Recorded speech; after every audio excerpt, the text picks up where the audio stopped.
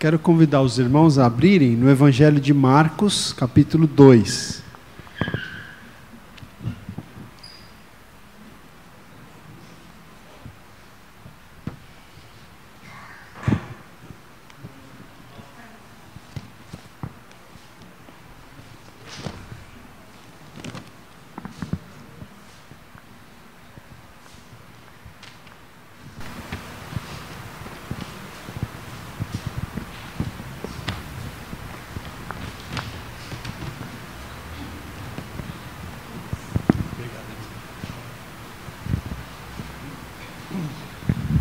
Evangelho de Marcos, capítulo 2. Vamos ler aqui do versículo 1 até o 12. Marcos 2, do 1 ao 12. É um texto também que eu creio que os irmãos conhecem bem, né? Mas nós vamos ler juntos aqui hoje, mais uma vez. Todos encontraram? Amém? Marcos 2, de 1 a 12. Diz assim: Dias depois, entrou Jesus de novo em Cafarnaum, e logo correu que ele estava em casa. Muitos afluíram para ali, tantos que nem mesmo junto à porta eles achavam lugar. E anunciava-lhes a palavra. Alguns foram ter com ele, conduzindo um paralítico, levado por 4 homens. E não podendo aproximar-se dele, por causa da multidão, descobriram o eirado no ponto correspondente ao em que ele estava. E fazendo uma abertura, baixaram o leito em que jazia o doente. Vendo-lhes a fé, Jesus disse ao paralítico: Filho, os teus pecados estão perdoados. Mas alguns dos escribas estavam assentados ali e arrazoaram em seu coração: Por que fala ele deste modo? Isto é blasfêmia. Quem pode perdoar pecados, senão um que é Deus? E Jesus, percebendo logo por seu espírito que eles assim arrazoavam, disse-lhes: Por que arrazoais sobre estas coisas em vosso coração? Qual é mais fácil? Dizer ao paralítico: estão perdoados os teus pecados? Ou dizer: levanta-te, toma o teu leito e anda? Ora, para que saibais que o Filho do Homem tem sobre a terra autoridade para perdoar pecados, disse ao paralítico: eu te mando, levanta-te, toma o teu leito e vai para a tua casa. Então ele se levantou e, no mesmo instante, tomando o leito, retirou-se à vista de todos, a ponto de se admirarem todos e darem glória a Deus, dizendo: jamais vimos coisa assim. Amém? Querido Deus, em nome de Jesus, nós estamos aqui nesta noite reunidos em Teu nome, em nome do Senhor Jesus. Já estivemos cantando louvores, já estivemos adorando com ofertas e dízimos, e agora queremos, Pai, também Te adorar com a nossa atenção à palavra do Senhor. Pedimos que o Senhor nos ensine, que o Senhor fale ao nosso coração, que o Senhor ministre, que o Senhor nos toque, Pai, que o Senhor nos liberte nessa noite, Pai, que o Senhor nos visite de uma forma especial. Nós clamamos, nós oramos, na dependência do Senhor, em nome de Jesus, amém, glória a Deus, amém, irmãos, graças a Deus. Bom, esse texto que nós acabamos de ler, né, eu creio que para muitos irmãos é um texto já bem conhecido, né? Mas eu estava meditando hoje novamente nesse texto, relendo o texto, né, meditando novamente nessa porção das Escrituras, e eu quero compartilhar com vocês um pouquinho então aquilo que o Senhor colocou no meu coração hoje, né? Se você notou, se você prestou atenção na história que eu li, você pode perceber que esse homem aqui, ele recebeu uma grande vitória. Não é verdade? A gente está diante de uma história de um homem, começa nessa história, falando de um paralítico, um homem paralítico, não é? Ou seja, ele não podia andar. Perceba que ele teve que ser carregado até o lugar onde Jesus estava. Então era uma pessoa que estava paralisada, estava paralítico. E ao término dessa história, ele está andando. Ele levantou da cama dele e começou a andar. Um milagre, certo? Sobrenatural, não é? Sobrenatural. Milagre sobrenatural que Jesus fez aqui. Então a gente está diante de uma história de um homem que ele conquistou uma grande vitória aqui, ele passou a andar, não é? E o que veio ao meu coração, né, relendo esse texto hoje, foi que nós vivemos dias, irmãos, em que muitas pessoas, às vezes até nós mesmos, que já conhecemos a palavra de Deus, que já conhecemos Jesus, né, mas às vezes algumas circunstâncias da nossa vida, às vezes, nos paralisam. Não é? Muitos hoje estão paralisados por uma série de circunstâncias, né? Não estão paralisados literalmente, como esse homem aqui, que ele era paralítico mesmo, fisicamente falando, né? Hoje estamos aqui, talvez alguns de nós não estejamos, né? Tenho certeza que ninguém está paralisado fisicamente aqui, porque se eu pedir para todo mundo levantar agora, todo mundo vai poder ficar de pé, não é? Mas talvez haja alguma situação na sua vida que esteja te paralisando, não é? Às vezes alguma circunstância que vem, né, nos paralisar. A vida, né, irmãos? A nossa vida não é uma vida, não é fácil. Eu acho que a vida de ninguém é fácil, não é verdade? O próprio Senhor Jesus, né, um texto muito conhecido, que a gente sempre cita, o próprio Senhor Jesus diz, ó, no mundo tereis aflições. Então a gente vive num tempo de muitas aflições, onde as pessoas têm muitas aflições. Todos nós temos aflições. Outro dia eu estava caminhando com a minha esposa aí, um dia desses a gente foi fazer uma caminhada juntos, né, lá no Parque da Aclimação, ó que chique. E aí a gente estava conversando, né? E eu estava falando para ela que, não sei se você já percebeu isso, mas quanto mais o tempo vai passando, mais as coisas vão se tornando complexas.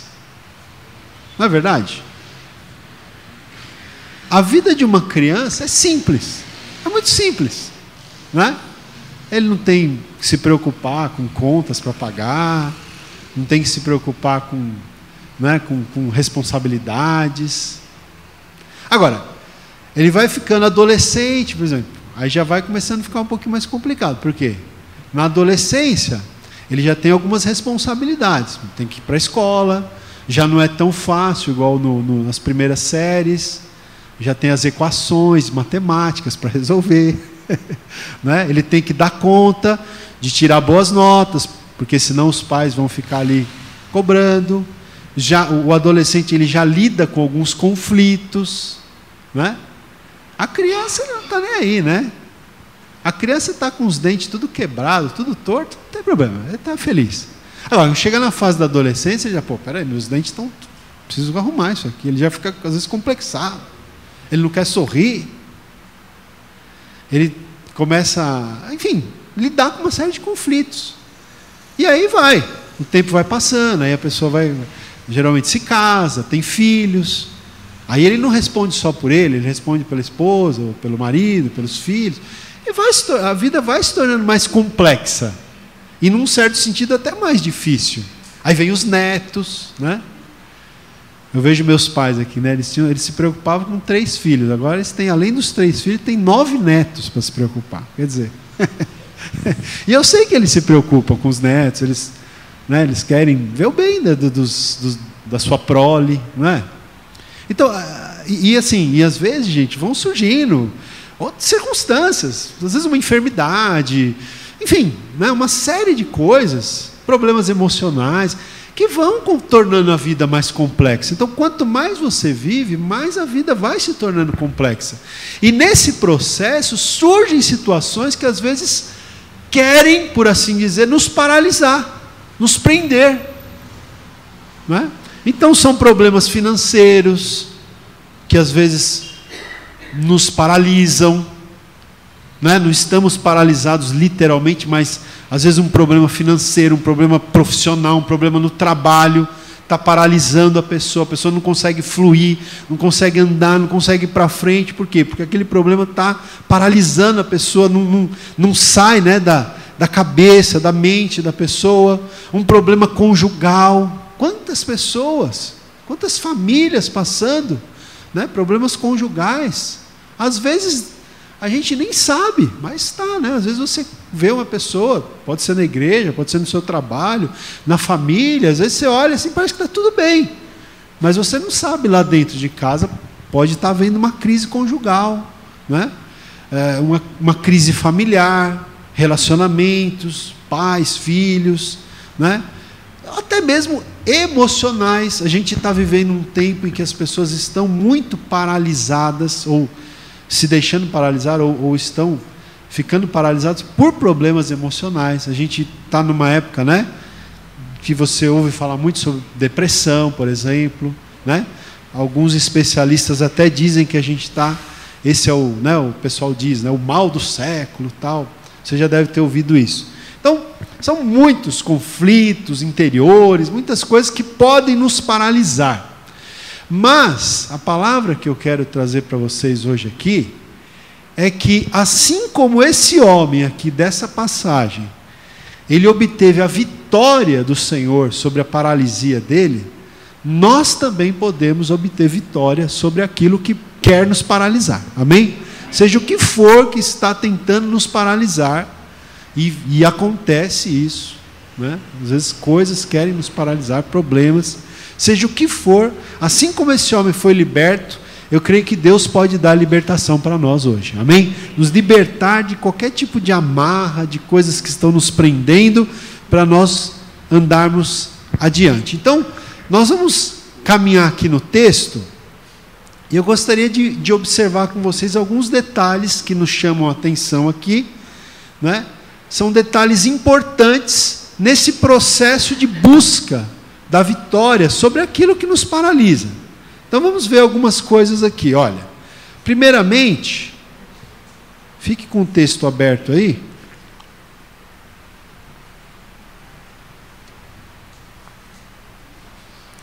Primeiramente, então, o texto diz o que para a gente? O texto fala que Jesus ele estava na cidade de Cafarnaum, o versículo 1 dá essa informação para a gente, e que ele estava em casa. O versículo 1 diz que ele estava em casa, possivelmente na casa que ele costumava ficar quando ele ia para Cafarnaum. Cafarnaum é uma cidade que ficava na Galileia, e Jesus fez de Cafarnaum uma espécie de quartel-general.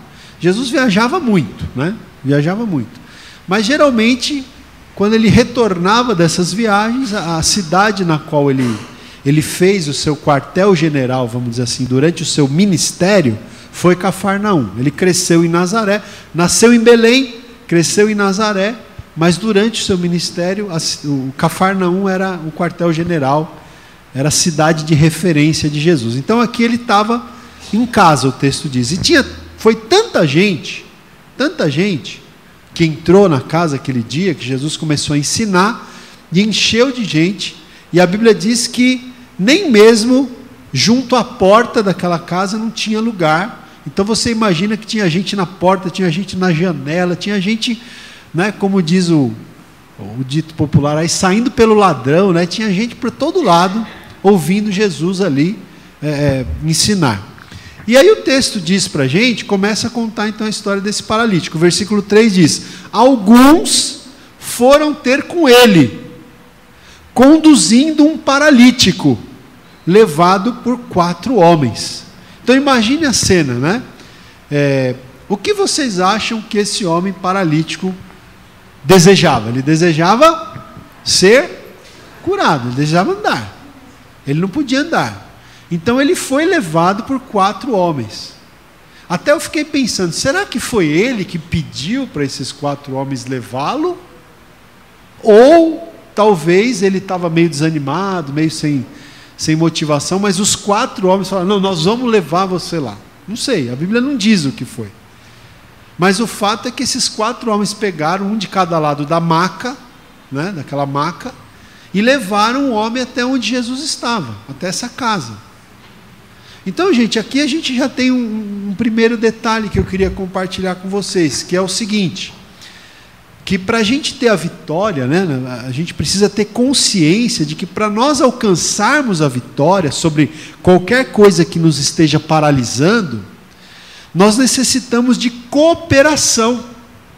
Nós precisamos da ajuda de outras pessoas. Né? Esse paralítico aqui, para ele ser curado, termina a história com ele curado, mas para ele ser curado, ele precisou da ajuda desses 4 homens para levá-lo até o local onde Jesus estava e mais, né? Daqui a pouquinho a gente vai ver. Eles não só levaram o homem, o paralítico, ao local onde Jesus estava, mas chegou lá, eles não tinham como pôr o homem dentro da casa. Eles tiveram que achar uma solução para colocar o homem dentro da casa. Quem conhece a história já sabe o que eles fizeram, né? Mas veja, o paralítico não pôde fazer sozinho. Ele não podia ir sozinho até Jesus, ele era paralítico. E também não adiantava uma pessoa só ter o desejo de levá-lo, ele precisava de ajuda para carregar aquela maca. Um só não ia conseguir. 2, talvez, quem sabe, mas dependendo da distância também ia ser difícil, ia ser pesado. Então, olha a necessidade aqui do quê? Da cooperação, a necessidade, né, da ajuda uns dos outros para a gente ter a vitória. Nós não vamos obter as vitórias que a gente precisa sozinhos, irmãos. Se tem alguma coisa que está paralisando você, você precisa de ajuda, você precisa da cooperação de outras pessoas. E aqui tem uma palavra tanto para quem está nessa situação, como para quem está vendo alguém que está nessa situação. Olha, presta atenção, como eu disse, eu não sei se foi o paralítico que pediu para os 4 levarem ele, ou se foi os 4 que disseram para o paralítico, nós vamos te levar. Mas a gente pode tirar a aplicação das 2 situações, não é? Por quê? Talvez o paralítico estivesse meio desanimado, mas os 4, ouvindo falar de Jesus, falaram, não, nós vamos te levar. O que isso significa para nós? Significa que esses homens ajudaram o paralítico, cooperaram com ele. Significa que nós temos que estar atentos, irmãos, porque às vezes você vai encontrar alguém, algum irmão, que você está percebendo que ele está paralítico. Estão entendendo? Ele está paralisado por alguma situação. A gente, às vezes não é incomum a gente ver uma pessoa, não é? Que você percebe que a vida daquela pessoa não anda, não vai. Não é? Parece que está, como se diz, está travado e não desenvolve, né? Não deslancha, parece que não sai do lugar, fica patinando e não sai do lugar. Às vezes você percebe isso na vida de alguém. Então, o nosso dever, claro que, eu já vou chegar lá, a pessoa precisa querer ajuda também. Mas, estando em nossa possibilidade de ajudar, e essa pessoa nos permitindo ajudá-la, nós temos que ajudar, cooperar. Será que a gente não tem visto pessoas ao nosso redor que estão paralisadas por alguma situação, que a gente está vendo, que se a gente oferecer ajuda, a pessoa vai aceitar e nós estamos negligenciando isso? Esse é um ponto. Agora, pode ser o outro caso que eu falei, pode ser que o paralítico ouviu, quem sabe, falar de Jesus e pediu ajuda para os 4 levarem ele. Porque também é assim, gente. Irmãos, tem situações na vida da pessoa que a pessoa não sai sozinha. Eu não sei se alguém discordar, eu respeito, mas existem algumas, não estou falando todas, mas tem algumas situações que sozinho é difícil da pessoa vencer. É muito difícil. A pessoa, para vencer certas situações, ela precisa, entre aspas, gritar, ela precisa pedir ajuda. ela precisa pedir para que alguém o ajude, né? Por exemplo, essa questão de vícios mesmo, né? As pessoas costumam dizer, né, que a libertação de uma pessoa de um vício, por exemplo, ela começa quando a pessoa admite que está com problema e pede ajuda. Porque enquanto a pessoa é autossuficiente, não tenho problema nenhum, na hora que eu quiser eu paro, não é? Às vezes ela não vai conhecer, principalmente essa parte de drogas, né? Vamos supor, para dar um exemplo específico, né? Essa questão de drogas, por exemplo. Tem muita gente, na hora que eu quiser parar, eu paro. Mas não é bem assim. E muitas vezes, algumas pessoas que se libertaram do vício das drogas, você pode ver, foi quando ela admitiu que ela tinha problemas e que ela precisava de ajuda, e às vezes foi buscar uma ajuda, seja na família, seja numa clínica, seja em algum lugar. Então, gente, veja, para a gente alcançar a vitória, a gente não pode lutar sozinhos, a gente precisa da ajuda uns dos outros, a gente precisa da cooperação, né? Nós precisamos ajudar quem está precisando, e precisamos pedir ajuda também. Nós não somos autossuficientes, nós precisamos uns dos outros, né? Eu anotei aqui no meu esboço aqui, que a cooperação, ela sustenta em tempos de fraqueza. Êxodo 17:12, quando Moisés estava intercedendo lá pelo povo que estava lutando lá embaixo, Moisés estava no monte, o povo lutando contra os amalequitas, e enquanto ele estava com os braços erguidos, o povo de Israel vencia. Mas aí a Bíblia diz que ele começou a ficar cansado, porque os braços dele eram muito pesados, e ele baixava os braços, e quando ele baixava os braços, o povo de Israel era derrotado. Então, o que aconteceu? A Bíblia diz que dois homens, que agora eu não lembro os nomes deles, acho que era Josué, se não me engano, e um outro, agora eu não lembro os nomes deles, mas eles foram lá, né, colocaram Moisés sentado em cima de uma pedra, e cada um ficou de um lado segurando um braço. Um ficou de um lado segurando um braço, o outro ficou do outro lado segurando o braço de Moisés, porque ele era o líder, ele era o intercessor do Senhor pelo povo que ele liderava, não é? E aqueles homens o ajudaram a ficar com as mãos erguidas, e a vitória foi obtida. Olha aí, sozinho Moisés não teria vencido, não é, irmãos? Não estava nem planejando falar isso, mas sozinho o líder não vai para frente, viu? Posso ouvir um amém? Amém? Não é verdade? Sozinho o pastor não pode fazer nada, não é verdade? Não pode, precisa da ajuda de todos, né? Neemias não podia reconstruir os muros sozinhos, ele precisou da ajuda das pessoas, e realizou grandes obras. Então a cooperação sustenta em tempos de fraqueza, como no caso de Moisés, realiza grandes obras, como no caso de Neemias, adiciona poder em oração. Às vezes você precisa de um parceiro para orar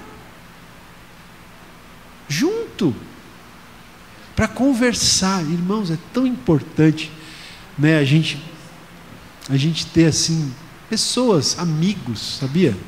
Pessoas de confiança, que você pode conversar, se abrir.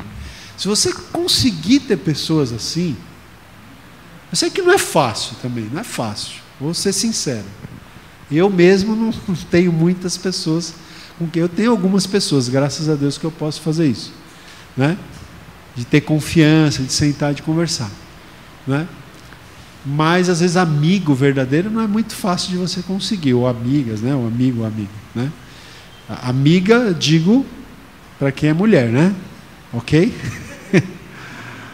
A minha amiga verdadeira é minha esposa, né? Minha mãe também, né? Mas imagina que eu arrumar uma amiga, né, verdadeira, vai ficar meio complicado. Então, nesse caso, homem com homem, mulher com mulher, tá? Porque, a não ser o seu cônjuge, né? Mas é muito importante você ter pessoas com quem você possa conversar, com quem você possa se abrir, sabe? Alguém que vai te ouvir, sem te julgar, sem te condenar, sem te pressionar, apenas vai te ouvir, porque você precisa falar, você precisa desabafar um pouco, te apoiar, um ouvido, um ombro amigo. Às vezes isso vai ser uma coisa para te tirar dessa situação que você está, de paralisia. Né? Eu já tive várias situações em que eu emprestei os meus ouvidos, vamos dizer assim, né, para as pessoas, como pastor, né, que sou.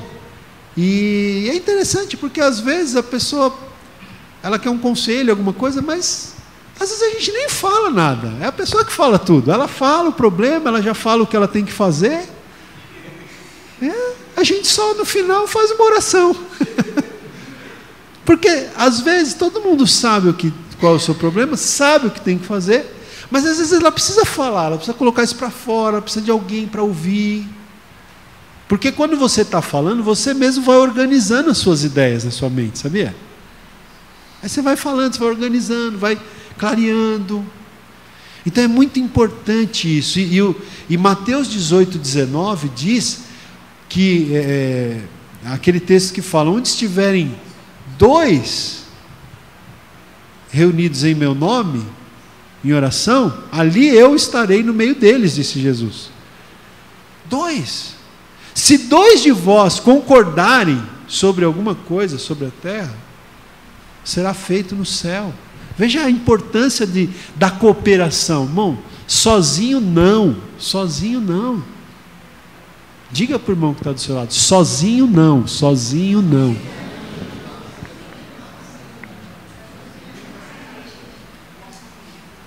Eu sempre falo de Provérbios 18:1, né? Provérbios 18:1, que diz lá, aquele que se isola, insurge-se contra a verdadeira sabedoria. Não é isso? Provérbios 18:1. Me ajuda aí, quem achou para mim? Leia em voz alta, por favor. 18:1. Busca satisfazer o seu próprio desejo, aquele que se isola. Isso. Ele se insurge contra toda a sabedoria. Busca satisfazer o seu próprio interesse, aquele que se isola. E ele se insurge, se levanta contra a verdadeira sabedoria. Porque a verdadeira sabedoria não fique sozinho. Tenha amigos, tenha pessoas, parceiros. Por isso que a igreja é importante, irmãos. Aqui nós somos uma família, amém? Nós somos uma família, é importante isso. Eu penso muito nessa visão, sabe, de igreja como uma família, onde a gente possa apoiar uns aos outros. Eu sei que na igreja mesmo você vai terminar tendo mais afinidade com um ou com o outro, com uma irmã ou com outra irmã, né? Mas é um local onde a gente se apoia, né? Onde nós somos uma família, né? Que é igual família mesmo. Às vezes na nossa família a gente até tem algum desentendimento, né? Com um irmão, com uma mulher, com o marido, sei lá, com o filho, com o pai. Mas na hora H que a gente precisa de apoio, onde que a gente vai buscar?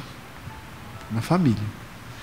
E eu tenho muito essa visão, eu anseio muito que a nossa igreja seja assim, sabe? Ainda que a gente tenha, às vezes, um desentendimento entre nós, pode acontecer, às vezes uma discordância, mas nós somos uma família. Nós fazemos parte de um mesmo corpo. E é aqui que nós vamos encontrar apoio uns aos outros. Amém? Ok, vamos lá. Outra coisa aqui que a gente vê nesse texto, está no versículo 4. Aí o versículo 4 vai dizer o quê? Que não podendo aproximar-se dele, né, os homens com o paralítico, os 4 que levavam o paralítico, não podendo se aproximar de Jesus, por causa da multidão, o que eles fizeram? Descobriram o eirado, algumas traduções já trazem telhado, né? Embora não fosse telha, mas vamos imaginar um telhado. Eles descobriram o eirado no ponto correspondente em que Jesus estava. E fazendo uma abertura, baixaram o leito em que jazia o doente. Puxa, irmãos, tem tanta coisa interessante aqui, né, nesse texto, que está vindo agora na minha cabeça, que eu nem tinha pensado antes, mas que eu estou pensando aqui. Vamos ver se eu consigo me expressar aqui. Veja.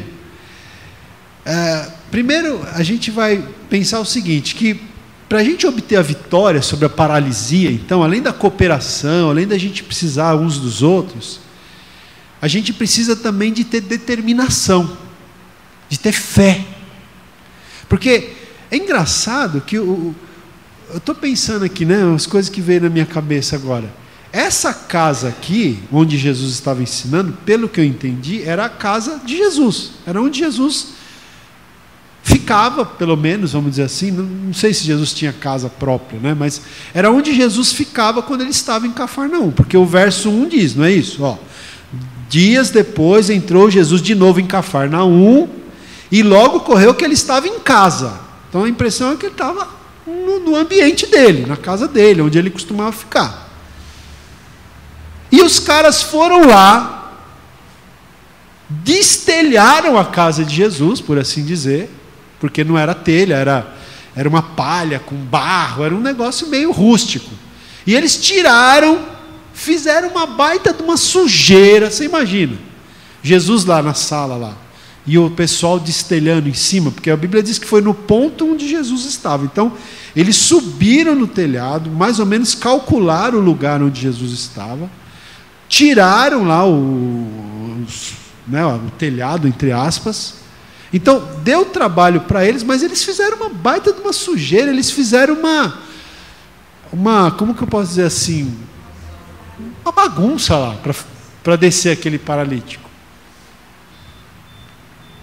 Irmãos, e sabe, uma coisa que está me vindo aqui na mente, não tinha planejado falar isso, mas eu vou falar isso aqui.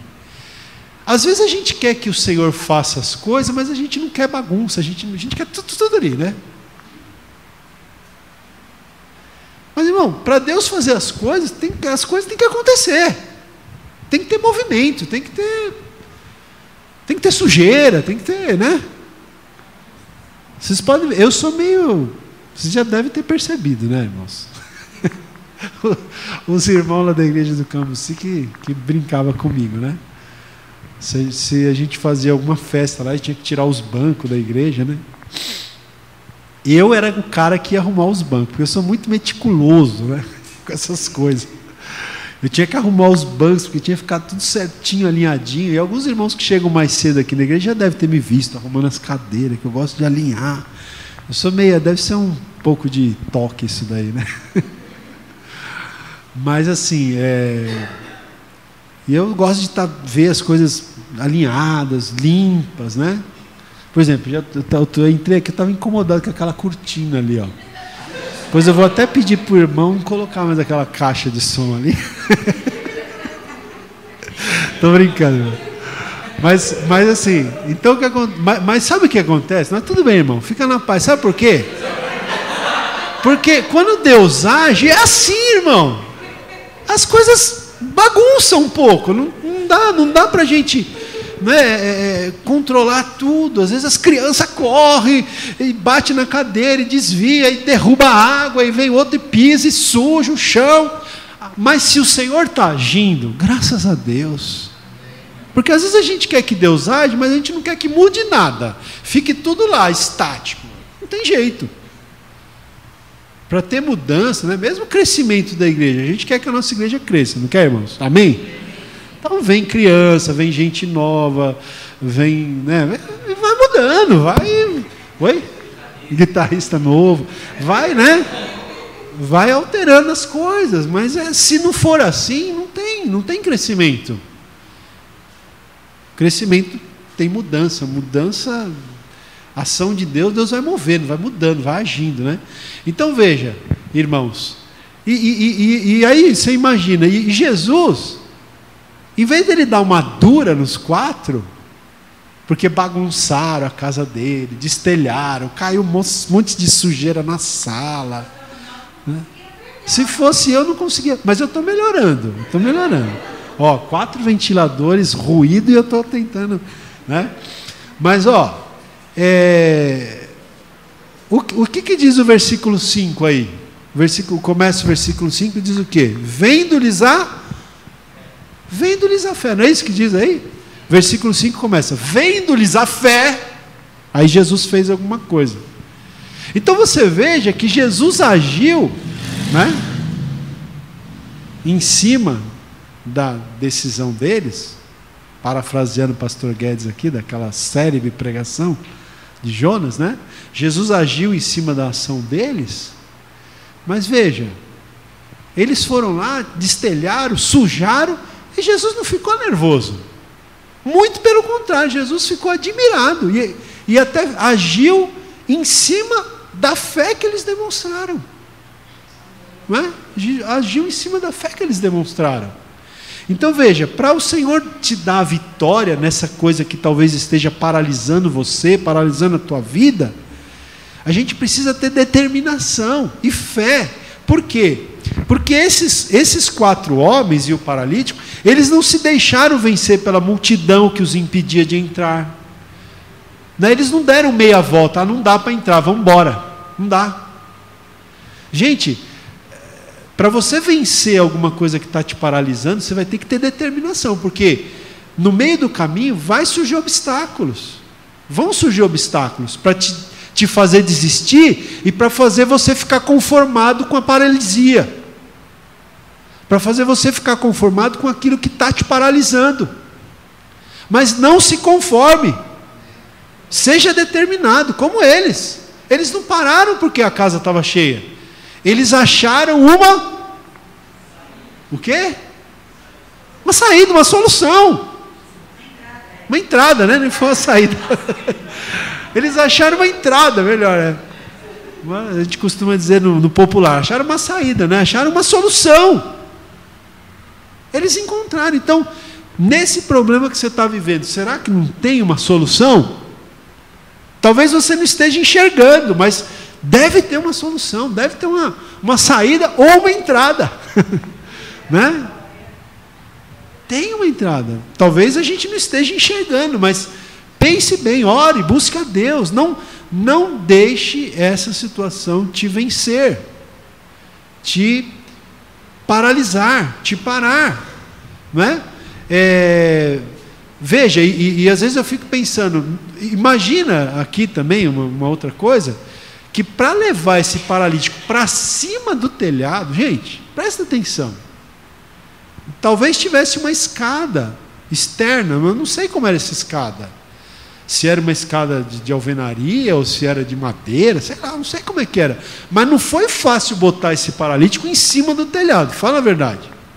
Você colocar uma pessoa inválida, no caso aqui, em cima do telhado, em cima de uma maca, não sei se eles levaram primeiro o paralítico, depois subiram a maca, eu sei que foi difícil, aí chegou lá, tiveram que destelhar, e aí tiveram que descer o paralítico também, tiveram que arrumar umas cordas, e vai, não, solta, não, espera aí, tá muito aí, espera um pouco, tinha que equilibrar, né? Você vê quantos obstáculos? Muitas vezes nós paramos diante dos obstáculos. Os primeiros obstáculos a gente já para. E aí a gente volta e se conforma e fala, não, vou ficar paralisado mesmo. Porque as pessoas se acomodam, irmãos, às vezes. O ser humano, o ser humano, nós temos uma tendência fácil de se acomodar às coisas. A gente vai se acomodando, né?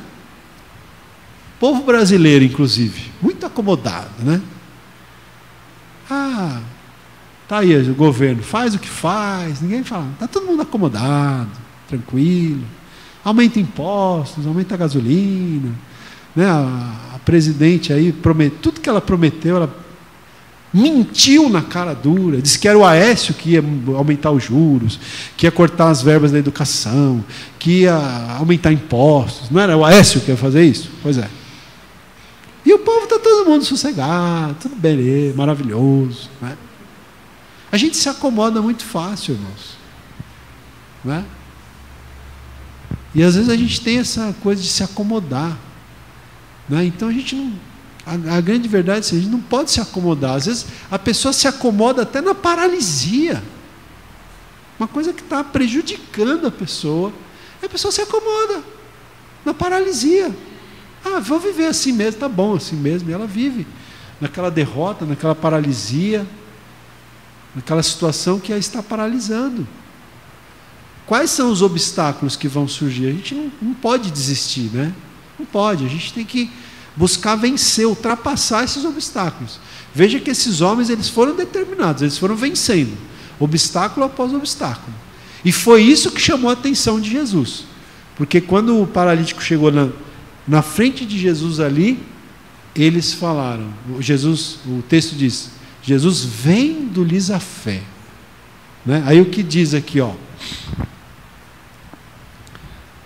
E aqui a gente poderia, eu citei aqui em vários exemplos da Bíblia, né? Eu não vou falar aqui, vários exemplos de outras pessoas que foram determinadas para alcançar a vitória, mas olha, o versículo 5 então diz assim: vendo-lhes a fé, Jesus disse ao paralítico: filho, levanta-te e anda. Foi isso que Jesus disse para ele? Olha que interessante. E aqui vem o terceiro detalhe que eu quero chamar a tua atenção,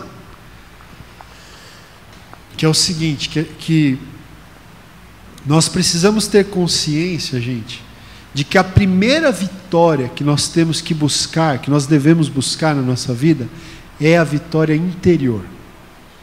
A primeira vitória que nós temos que buscar é a vitória interior.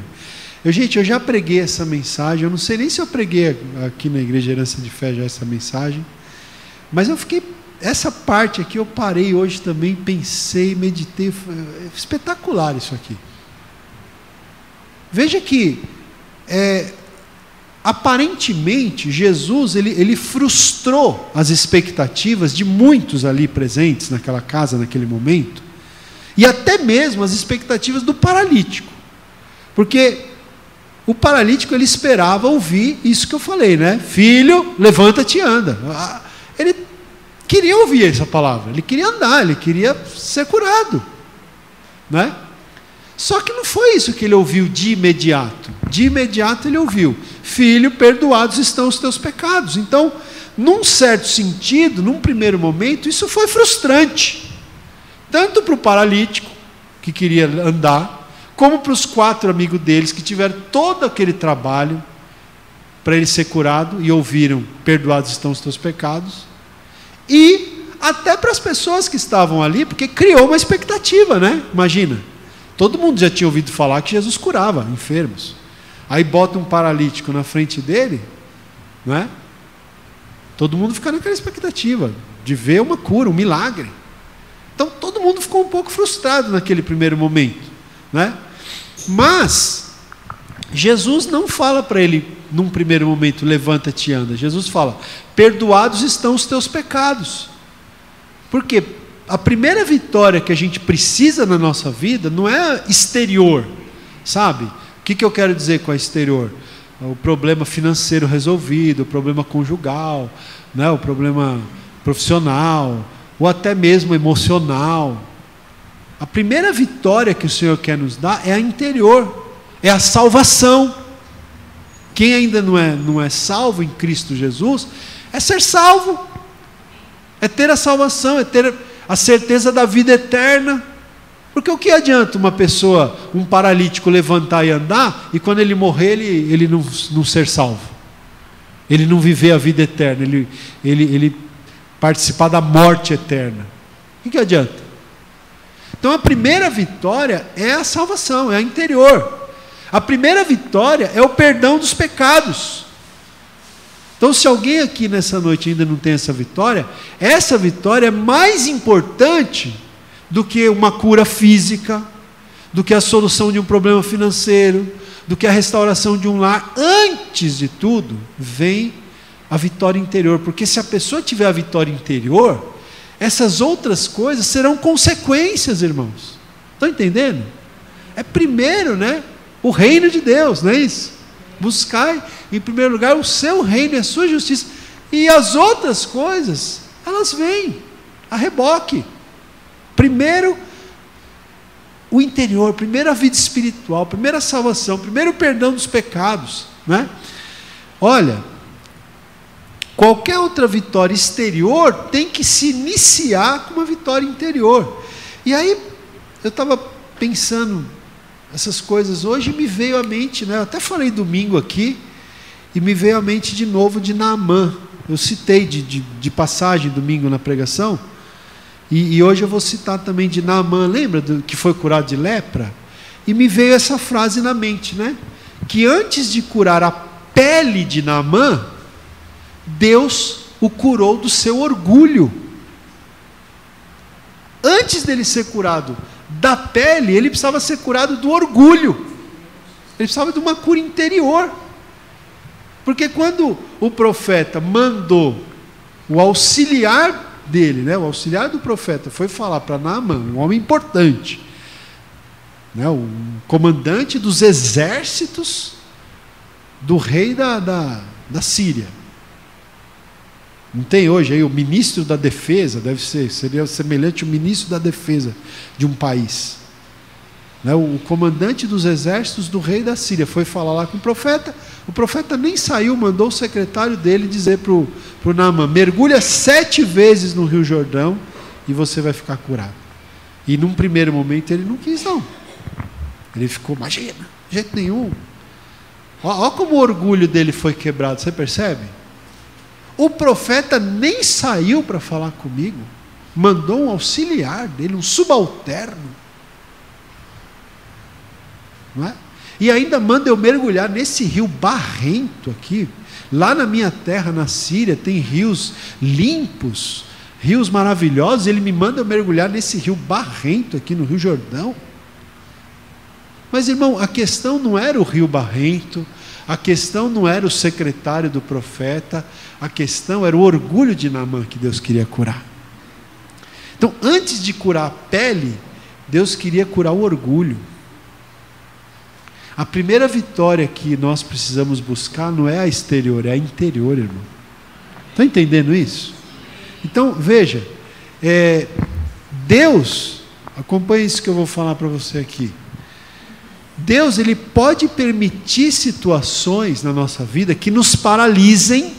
Preste atenção, Deus pode permitir situações que nos paralisem por determinado tempo, para nos curar de certas enfermidades interiores das quais precisamos nos libertar.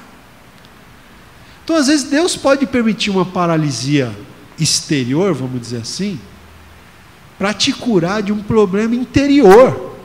Deus pode usar essa paralisia exterior que você está vivendo, um problema financeiro, um problema conjugal, um problema de qualquer outra ordem, profissional. Deus pode usar essa paralisia exterior para curar você interiormente de alguma coisa que você precisa ser curado. E Deus usa. Né? Eu creio que a maior vitória que esse paralítico teve aqui nesse dia não foi nem sair andando, foi ter os seus pecados perdoados. Não é verdade?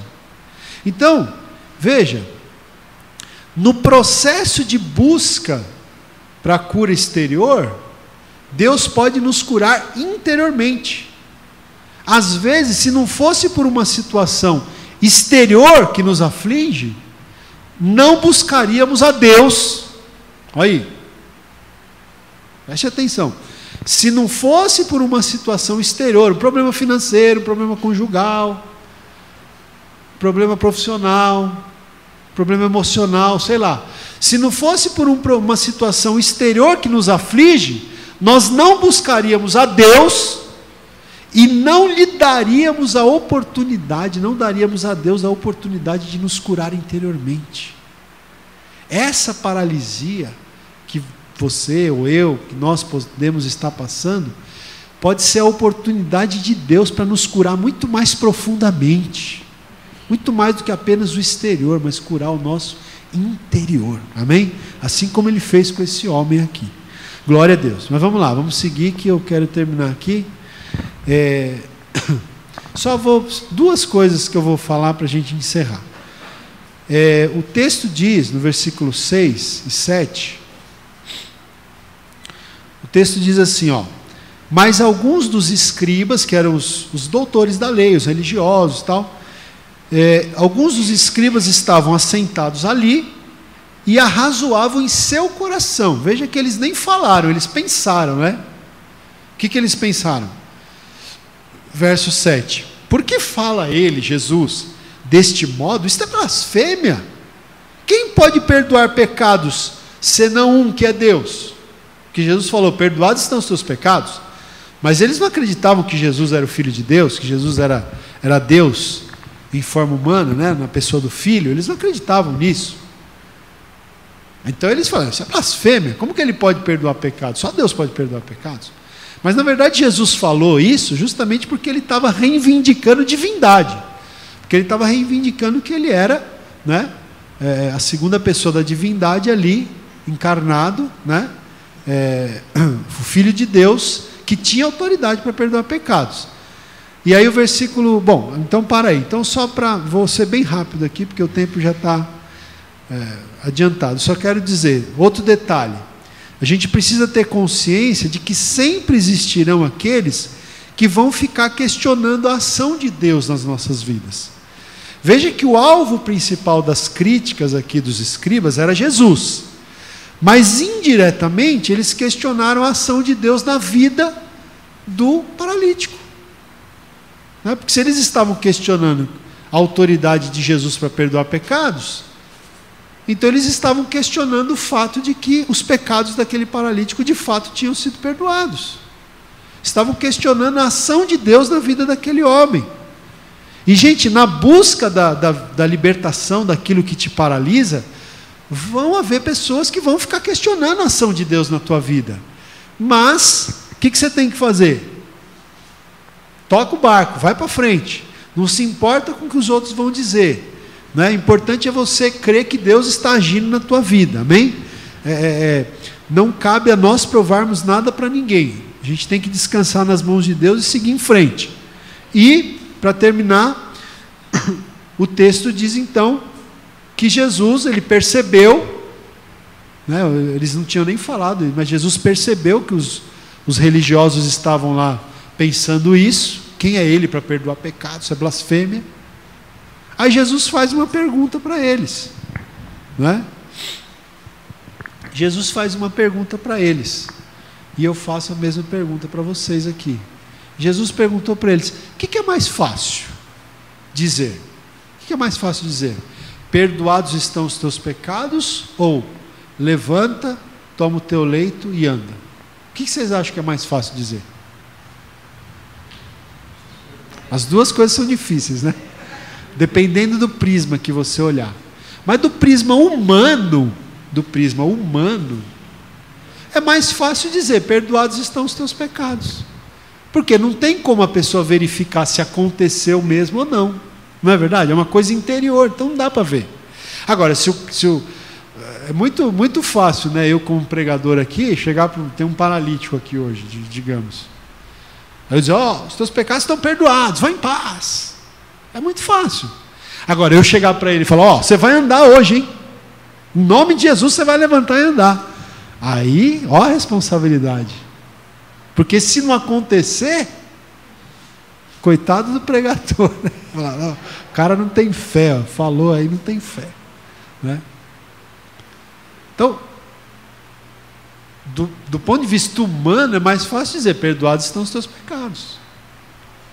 Aí Jesus fala assim, mas para que vocês saibam que o Filho do Homem tem na terra poder, inclusive para perdoar pecados, eu digo para você, paralítico, levanta, toma o teu leito e anda. Então ele não só perdoou os pecados, como curou, e o homem levantou e andou. Para que as pessoas soubessem que Jesus tinha poder, não só para curar fisicamente, mas para perdoar pecados, porque Ele é Deus, Ele é o Filho de Deus. E o homem levantou, e eu quero terminar dizendo isso aqui, irmãos. O último detalhe, né? A gente precisa ter consciência de que Deus é poderoso para mudar toda e qualquer situação. Amém? Deus é poderoso para curar toda e qualquer paralisia, seja física, seja emocional.